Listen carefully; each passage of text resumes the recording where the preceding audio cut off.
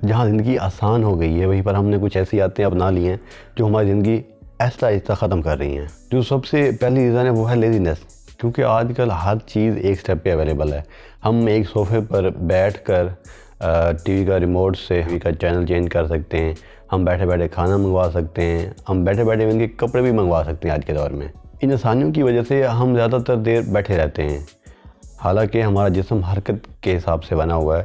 ہم حرکت نہیں کرتے، ہمارا جسم بیمار ہو جاتا ہے اور ہمیں لگتا ہے کہ پتہ نہیں کیوں ہو گیا ہے۔ ہم سوچتے رہتے ہیں آخر ایسا کیوں ہوا ہے۔ دوسری عادت جو ہماری زندگی خراب کر رہی ہے وہ ہے خام خواہ پریشان ہونا۔ ہم یا تو مستقبل کے خدشات کے بارے میں سوچتے رہتے ہیں یا ہم ماضی میں کی گئی غلطیوں کے بارے میں پچھتاتے رہتے ہیں، کاش ایسا ہو جاتا، کاش ایسا نہ ہوتا، جس کی وجہ سے ہم خواہ مخواہ پریشان رہتے ہیں۔ اگر ہم کل پر فکر چھوڑ کر ساری توجہ اپنے آج پہ لگا دیں تو ہمیں کل کی پریشانیوں کے بارے سوچنے کا ٹائم ہی نہیں ملے گا اور ہم ایک خوشحال زندگی گزار سکتے ہیں اور ہمارا آنے والا کل بھی بہتر ہو جائے گا۔ تیسری عادت جو کہ ہماری زندگی خراب کر رہی وہ ہے دکھاوا۔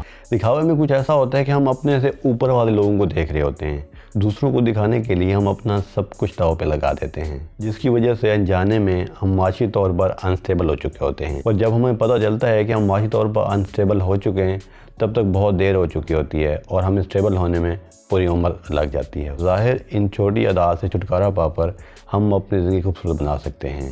Thank you.